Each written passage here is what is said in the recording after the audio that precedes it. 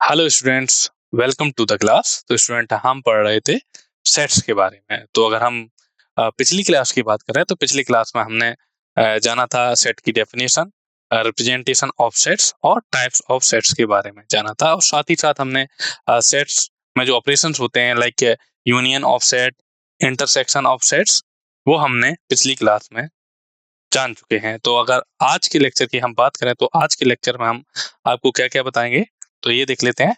तो आज के इस लेक्चर में हम डिस्कस करेंगे law of algebra of sets. तो जैसे हम प्रीवियस लेक्चर की बात करें उसमें क्या था, ऑपरेशन ऑफ सेट्स, जैसे union of set, intersection of set, complement of a set, ये हम पिछले लेक्चर में जान चुके हैं। आज के लेक्चर में law of algebra of sets means किस किस टाइप के लॉ जानेंगे हम। आइडेम्पोटेंट लॉ, जिसे आप हिंदी में बोल सकते हैं वर्ग सम नियम। दूसरे लॉ के बारे में बात करेंगे, आइडेंटिटी लॉ, जिसे हम हिंदी में बोलते हैं तत्समक नियम। फिर डिस्ट्रीब्यूटिव लॉ के बारे में बात करेंगे, जिसे हम वितरण नियम बोलते हैं। और डिमॉर्गन लॉस के बारे में बात करेंगे। फिर हम एसोसिएटिव लॉ या आप बोल सकते हैं सहचर नियम के बारे में बात करेंगे। फिर हम कम्यूटेटिव लॉ के बारे में बात करेंगे। और लास्ट में कुछ इंपॉर्टेंट रिजल्ट जो ऑपरेशन ऑफ सेट से रिलेटेड है उनके बारे में बात करेंगे। तो ये सारे लॉ पढ़ने से पहले हमें क्या चीजें लेनी होंगी, तो law of algebra of sets को समझने से पहले हमको तीन ऐसे सेट्स लेने होंगे, ए बी एंड सी। फिर हम उसके बाद एक एक करके idempotent law, identity law and so on, ये जितने भी डिफरेंट डिफरेंट तरीके के लॉ हैं उन्हें हम समझेंगे। तो देखते हैं। तो सबसे पहले हम मान लेंगे कि हमारे पास तीन सेट हैं, कोई ए बी और सी, कोई हमारे पास तीन सेट्स हैं। तो अब पहले लॉ पे आते हैं। पहला लॉ है आपका आइडेम्पोटेंट लॉ। आइडेम्पोटेंट लॉ ये कहता है कि अगर आपके पास कोई सेट है ए, तो आइडेम्पोटेंट लॉ दो टाइप के होते हैं। एक आपका यूनियन के लिए, ये जो सिंबल है ये यूनियन को रिप्रेजेंट करता है, और ये जो सिंबल है ये इंटरसेक्शन को रिप्रेजेंट करता है। तो आप क्या करेंगे, सबसे पहले एक सेट ले लेंगे ए। तो अगर आप कोई एक सेट ए है, उसका सेट ए के साथ, मान लो सेम सेट के साथ अगर आप यूनियन करेंगे तो आपको वही ओरिजिनल सेट मिल जाएगा। पहला आइडेम्पोटेंट लॉ ये बोल रहा है कि अगर आपके पास कोई सेट ए है, अगर आप सेट ए का सेम सेट में ए के साथ यूनियन करेंगे तो आपको ओरिजिनल सेट मिल जाएगा। ठीक है। और दूसरा लॉ ये बोल रहा है कि अगर आपके पास सेट ए है, अगर आप सेट ए का सेट ए के साथ ही इंटरसेक्शन करेंगे तो आपको ओरिजिनल जो आपका सेट है वो ए मिल जाएगा। यहाँ पर ए सेट हमने माना तो सेट ए हो गया। और अगर हम यहाँ पे अगर ऐसे करते हैं कि बी इंटरसेक्शन बी करते हैं तो आपको बी मिल जाता है। तो आइडेम्पोटेंट लॉ का मतलब समझ गए आप।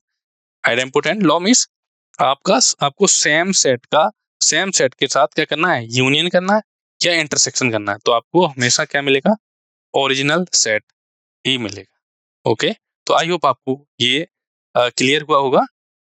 चलिए अब हम नेक्स्ट लॉ की ओर बढ़ते हैं। तो नेक्स्ट लॉ है आपका आइडेंटिटी लॉ।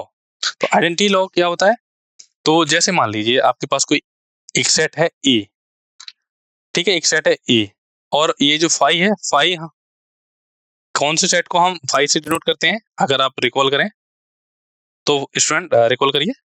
तो रिकॉल करेंगे तो फाई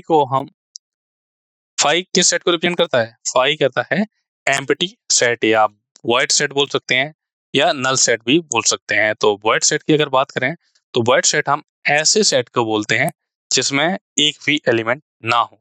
ऐसे सेट जिनमें एक भी एलिमेंट ना हो उन्हें हम वॉइड सेट बोलते हैं। तो अगर आप किसी सेट ए का यूनियन करें किसी भी नल सेट या वॉइड सेट के साथ, तो आपको हमेशा क्या मिलेगा, आपको ओरिजिनल सेट ही मिलेगा। ओके। नेक्स्ट आइडेंटिटी लॉ है कि अगर आप कोई भी सेट ए लें और यू, अगर आप ध्यान रिकॉल करें स्टूडेंट, ये जो यू है, यू किस सेट को हम यू से रिप्रेजेंट करते हैं, अगर आप रिकॉल करें तो यू फॉर यूनिवर्सल सेट। अगर सेट के केस में अगर कहीं पे आपको यू देखा नजर आए तो यू का मतलब यूनिवर्सल सेट। तो यूनिवर्सल सेट हम ऐसे सेट को बोलते हैं जिसमें सारे के सारे सेट्स क्या हो, कंटेंट हो। तो ये क्या होता है, अगर आप ए कोई सेट ले रहे हैं, यू आपका यूनिवर्सल सेट है, तो यूनिवर्सल सेट है तो क्लियरली हम कह सकते हैं कि जो सेट ए है हमारा वो यू का सबसेट है।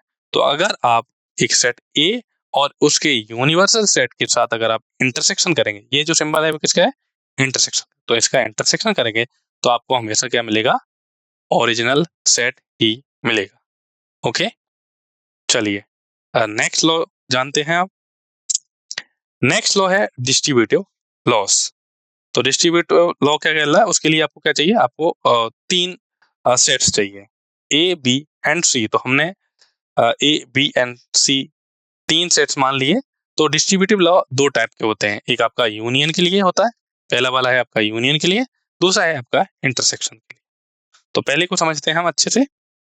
तो जब हमारे पास तीन सेट्स हैं तो क्या डिस्ट्रीब्यूटिव लॉ कैसे लगेगा, तो अगर आप ए यूनियन और यहाँ पर ब्रैकेट है बी इंटरसेक्शन सी, मीन अगर आप लास्ट के दो, जैसे ए बी सी तीन आपके पास सेट है, अगर आप लास्ट के दो सेट्स का इंटरसेक्शन लें और पहले सेट के साथ क्या करा दें, यूनियन करा दें, तो ये किसके इक्वल हो जाएगा, ये पहले और दूसरे सेट के यूनियन और पहले और तीसरे सेट के यूनियन और इन दोनों के इंटरसेक्शन के बराबर। समझेंगे आप, A union B intersection C equal to क्या हो जाएगा, A union B, A union B और intersection with A union C. तो इसको याद करने का तरीका अगर हम आपको बताएं तो कैसे याद कर सकते हैं, तो देखेंगे जैसे यहाँ पर क्या है, A union B intersection C, तो इस पे यहाँ पर ध्यान देंगे और इस पे ध्यान देंगे, ठीक है। तो याद कैसे करेंगे, जैसे ये जो क्वांटिटी लिखी हुई है, तो हो सकता है कि आप याद करें और भूल जाएं, तो मैं आपको तरीका बता रहा हूँ, आप उसे फॉलो करेंगे तो आप कभी नहीं भूलेंगे। तो आप क्या करेंगे, सेट ए है, क्या किया जा रहा है इसका, यूनियन किसके साथ, बी के साथ, आप क्या करेंगे सेपरेट, डिस्ट्रीब्यूटिव जो नेम है उससे ही आपको समझ में आ रहा होगा कि डिस्ट्रीब्यूट, जैसे आपके पास कोई नंबर्स होते हैं, जैसे मान लीजिए आपके पास कोई 4 चॉकलेट हैं, तो आप क्या करते हैं, 4 लोगों में डिस्ट्रीब्यूट करना है तो क्या करते हैं, एक एक करके दे देते हैं। तो यही यहाँ डिस्ट्रीब्यूटिव जो वर्ड है वहीं से समझेंगे। तो आप क्या करेंगे, ए का बी के साथ कौन सा ऑपरेशन करेंगे, यूनियन, तो ये यूनियन भी आ गया, ठीक है। फिर क्या करेंगे, ए का सी के साथ यूनियन, ए के सी के साथ यूनियन, ठीक है। और ये जो अंदर लिखा हुआ है, ये जो आपका लिखा हुआ है, ये इंटरसेक्शन वाला सिंबल, ये आपका यहाँ आ जाएगा। तो A union B intersection with A union C. Okay, अब नेक्स्ट समझेंगे। तो अगर आप A intersection with B union C लेंगे तो ये कैसे आ जाएगा, सेम कॉन्सेप्ट हमने जैसे ऊपर वाले में लगाया, हम इस सेकंड में भी लगाएंगे। तो ए इंटरसेक्शन विद बी, और ये जो सिंबल है ये आपका यूनियन, आपका ये रहा, intersection with union with A intersection C. तो अगर हम क्विक रिकॉल कर दें तो A union B intersection C equal to होता है A union B intersection with A union C, और दूसरा डिस्ट्रीब्यूटिव लॉ है A intersection with B union C equal to A intersection B union with A intersection C. तो ये हो गए आपके डिस्ट्रीब्यूटिव लॉस। तो ये काफी इंपॉर्टेंट लॉ है। तो जो क्वेश्चन आएंगे आपके जो कॉम्पिटिटिव एग्जाम में या आपके बोर्ड एग्जाम में, तो उसके लिए ये आपको डिस्ट्रीब्यूटिव लॉ, ये जितने भी इंपॉर्टेंट लॉ बता रहे हैं हम आपको, वो आपको याद होने चाहिए। ओके, चलिए नेक्स्ट देखते हैं। नेक्स्ट है आपका डिमॉर्गन्स लॉ। तो डिमॉर्गन्स लॉ आपके दो होते हैं और उसके साथ साथ इनकी कुछ प्रॉपर्टी से कुछ नए लॉ बना दिए गए। तो अगर आपसे कोई पूछे कि डिमॉर्गन्स लॉ कितने होते हैं तो आप बोलेंगे दो। कौन कौन से, ये आपके जो फर्स्ट 2 पॉइंट्स लिखे हुए हैं ये आपके डिमॉर्गन्स लॉ है। तो डिमॉर्गन्स लॉ क्या कह रहा है कि अगर आप ए यूनियन बी, आपके पास दो सेट है, आप अगर उनका यूनियन लें और फिर ये कॉम्प्लीमेंट, ये जो प्राइम आपको इसको क्या बोलते हैं, अगर ए पावर प्राइम लिखा हुआ है तो इसका मतलब ए प्राइम का मतलब कॉम्प्लीमेंट ऑफ सेट ए। तो यहाँ पर क्या है, A union B whole complement equal to क्या हो जाएगा, A complement intersection with B complement. तो यहाँ पर देख सकते हैं A union B whole complement equal to क्या आ जाए, A complement intersection with B complement. तो यहाँ पर देख सकते हैं, ध्यान देंगे, यहाँ यूनियन है तो यहाँ पर इंटरसेक्शन हो गया और यहाँ पर सेपरेट कॉम्प्लीमेंट हो गया सेट्स का। तो A union B whole complement equal to होता है A complement intersection with B complement. अब दूसरा डिमॉर्गन लॉ क्या कहता है कि अगर आपके पास दो सेट हैं ए एंड बी, अगर आप उनका सबसे पहले इंटरसेक्शन टेक कर लेते हैं और फिर उसके बाद कॉम्प्लीमेंट लगाते हैं तो ए कॉम्प्लीमेंट ये आपका इंटरसेक्शन किस में कन्वर्ट हो जाएगा, यूनियन में। तो A complement union with B complement, तो ये हो गए आपके डिमॉर्गन्स लॉ। इसको आप याद भी कर सकते हैं। याद करने का तरीका क्या है, जैसे आपको ए यूनियन बी का होल कॉम्प्लीमेंट है, ए इंटरसेक्शन बी का होल कॉम्प्लीमेंट है, तो देखेंगे यहाँ पर अगर यूनियन है तो यहाँ पर इंटरसेक्शन हो जाएगा, और यहाँ पर इंटरसेक्शन है तो यूनियन हो जाएगा, और जो हमारे सेट हैं ए एंड बी इनका सेपरेट कॉम्प्लीमेंट हो जाएगा। ओके, तो इन दोनों लॉ को हम बोलते हैं डिमॉर्गन्स लॉ। कौन कौन से, ये फर्स्ट एंड सेकंड। ओके, चलिए अब थर्ड, इसमें एक पॉइंट दे रखा है कि A minus B V intersection C. इसको आप लिख सकते हो A minus B union with A minus C. तो अगर आपको कहीं पे ये लिखा मिले कि A minus B intersection C, इसको लिख सकते हैं आप A minus B union with A minus C. देखिए यहाँ से जैसे याद कैसे करेंगे, A minus B intersection C, तो ए माइनस बी हो जाएगा, फिर ए माइनस सी, और ये आपका यूनियन किस में कन्वर्ट हो जाएगा, सॉरी इंटरसेक्शन किस में कन्वर्ट हो जाएगा, यूनियन।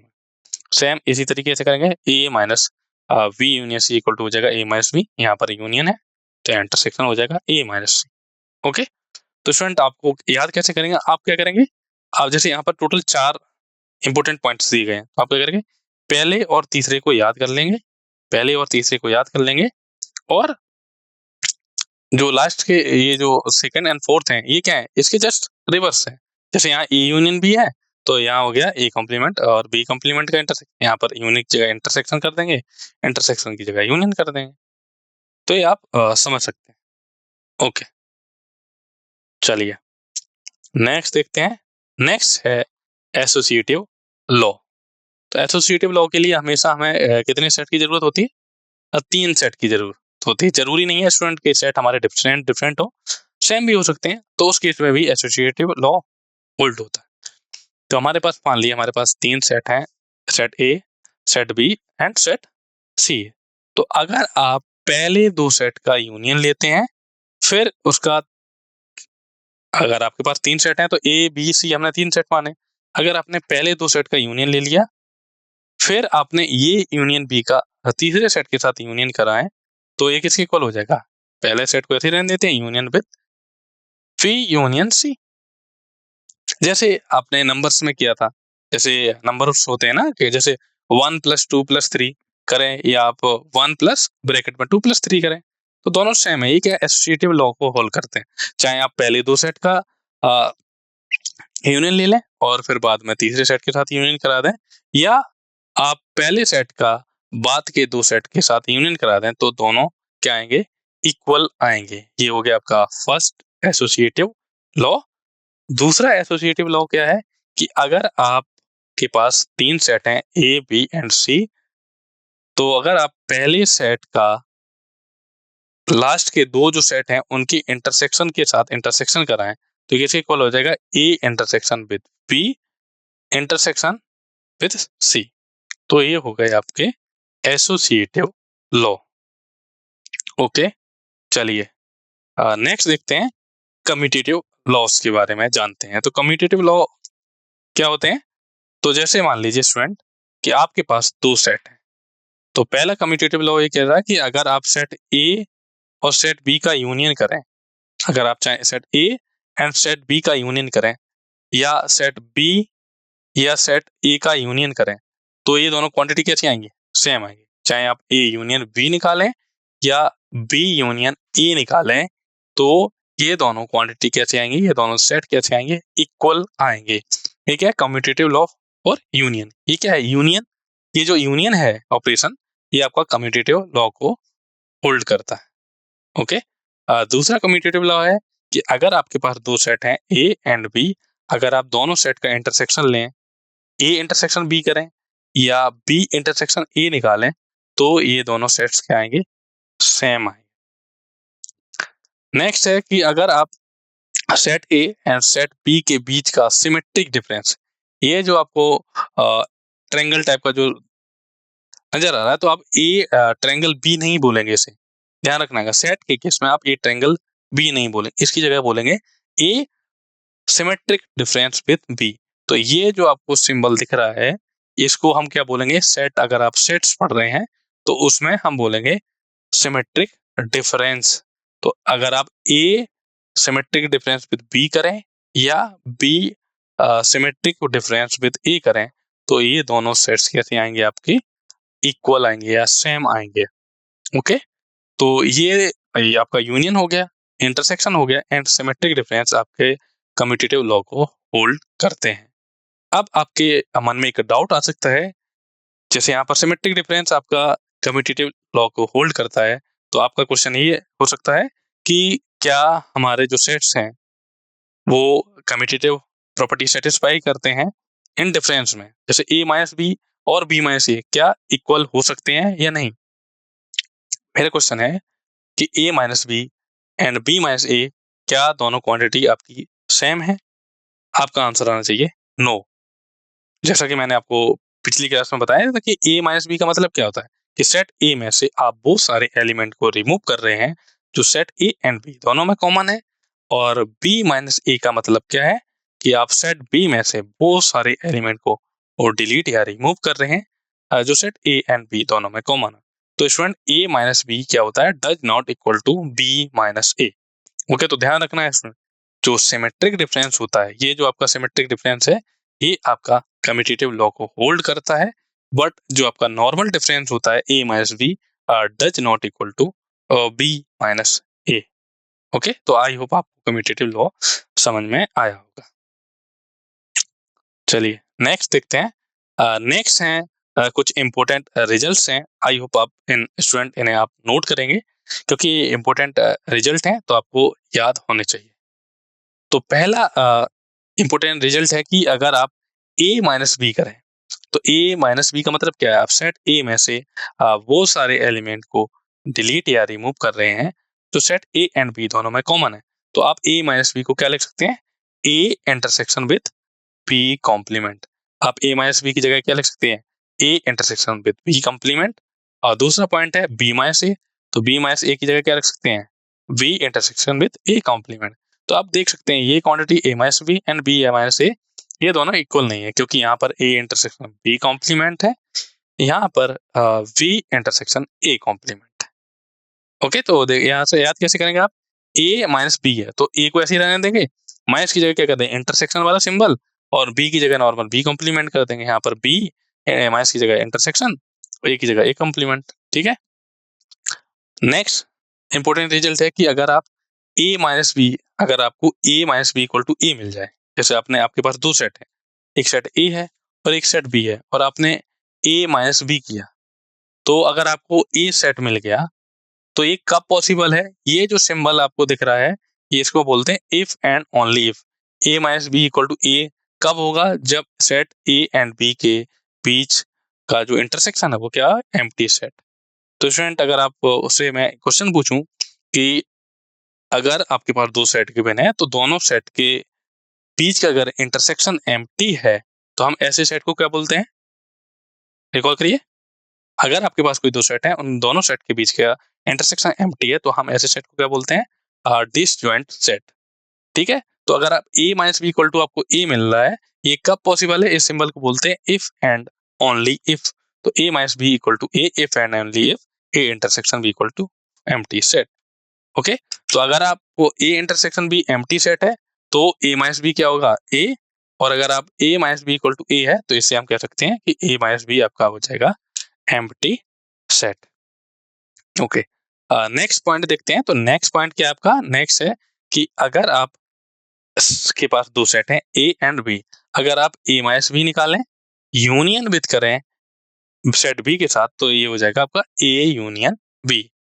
ठीक है, तो इसको प्रूफ आप कर सकते हैं आसानी से, कैसे कर सकते हैं मैं आपको आइडिया दे रहा हूँ, आई होप आप इसे करेंगे। तो आप a माइनस बी की जगह क्या लिख सकते हैं, a माइनस बी की जगह लिख सकते हैं a intersection with b complement. तो ये हो जाएगा a intersection with b complement union with b, फिर आप डिस्ट्रीब्यूटिव प्रॉपर्टी का यूज कर लेंगे, डिस्ट्रीब्यूटिव जो लॉ हमने बताए हैं उनका यूज करेंगे तो आपको ए यूनियन बी मिल जाएगा। नेक्स्ट रिजल्ट क्या है कि a minus B intersection with b क्या मिलेगा आपको, एम्प्टी सेट। नेक्स्ट रिजल्ट है आपका a is a subset of b। ये जो सिंबल है ये किसको रिप्रेजेंट करते हैं, a is a subset of b, ये सबसेट का सिंबल है। सबसेट का मतलब क्या होता है, कि A is a subset of B का मतलब क्या है कि सेट ए का हर एक एलिमेंट सेट में बी में भी है, सेट ए का हर एक एलिमेंट सेट बी में भी है, तो हम बोलेंगे ए क्या है, बी का सबसेट है। ये सबसेट की डेफिनेशन हो गई। A is a subset of B, ये सिंबल क्या है, if and only if B complement या complement of B is a subset of A complement. तो आपको ध्यान रखना है कि A is a subset of B है, तो ये हो जाएगा B prime is a subset of A prime. Next result की बात करें तो नेक्स्ट रिजल्ट है आपका A minus B union with B minus A. तो A minus B union with B minus A equal to क्या हो जाएगा, ऐसे लिख सकते हैं आप ए यूनियन बी माइनस का ए इंटरसेक्शन बी। क्या लिख सकते हैं, ए यूनियन बी माइनस का A intersection B. Okay, next result है आपका कि अगर A n of A union B का मतलब अगर आपको नहीं पता है तो मैं बता दे रहा हूँ, N of A union B का मतलब कि number of element in set A union B. कहीं पे आपको लिखा मिले सेट के, अगर आप चैप्टर पढ़ रहे हैं तो उसमें नंबर ऑफ ए लिखा है, एन ऑफ ए लिखा है, इसका मतलब है number of element in set A, A में टोटल एलिमेंट्स की संख्या। तो अगर आपके पास दो सेट हैं ए एंड बी, तो अगर आपको number of element in A पता है, number of element in B पता है, तो और number of element in A intersection भी आप निकाल सकते हैं, ये आपको दिया गया है, तो आप number of element in A union B निकाल सकते हैं। तो ये क्या फॉर्मूला है, ये काफी इंपॉर्टेंट फॉर्मूला है कि number of element in A union B equal to होता है number of element in A plus number of element in B minus का number of element in C. तो ये काफी इंपॉर्टेंट फॉर्मूला है, तो इसे आपको याद रखना चाहिए। और क्योंकि ये इंपॉर्टेंट इसलिए है क्योंकि आप क्या कर सकते हैं, इसकी हेल्प से क्या कर सकते हैं, आपको कोई तीन क्वांटिटी दी जाएंगी और आपको चौथी क्वांटिटी की वैल्यू फाइंड करेंगे। मान लिया कि number of element in A union B, number of element in A, number of element in B दिया गया है और आपसे ये पूछा गया है, तो आपको तीन क्वांटिटी दी जाएंगी और आपसे तीन क्वांटिटी दी जाएंगी और एक क्वांटिटी की वैल्यू पूछी जाएगी। ओके, तो इसे आप याद करेंगे। और स्टूडेंट अगर यहाँ पर number of element in A intersection B, अगर आपका जो ए इंटरसेक्शन बी अगर एम्प्टी सेट हुआ तो उस केस में ये जो फॉर्मूला है आपका चेंज हो जाएगा। क्या हो जाएगा, केवल थोड़ी सी चेंज होगा कि number of element in A union B equal to क्या हो जाएगा, number of element in A means A में एलिमेंट की संख्या प्लस बी में एलिमेंट की संख्या। और यहाँ पर ये कब पॉसिबल है कि ए और बी कैसे हो, असंयुक्त समुच्चय हो, means A and B disjoint set हो।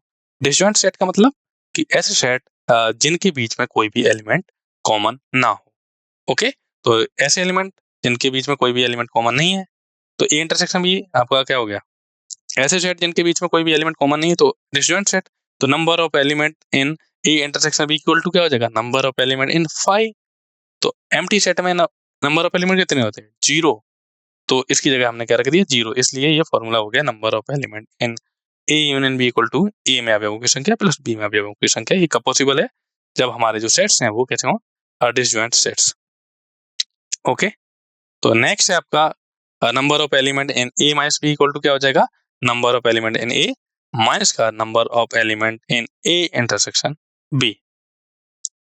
अब नेक्स्ट रिजल्ट देखेंगे, तो नेक्स्ट रिजल्ट की बात करें तो क्या है, number of element in A, इसको बोलेंगे symmetric difference with B equal to क्या हो जाएगा, number of element in A plus number of element in B minus का 2 times number of element in A intersection B. तो आप ये formula और ये फॉर्मूला है, इनमें आप देखेंगे यहाँ पर क्या यूनियन है, यहाँ है सिमेट्रिक डिफरेंस। तो देखेंगे फर्स्ट टू टर्म तो सेम ही है, यहाँ पर number of element in A intersection भी है, यहाँ पर 2 टाइम्स हो जाएगा number of element in A intersection.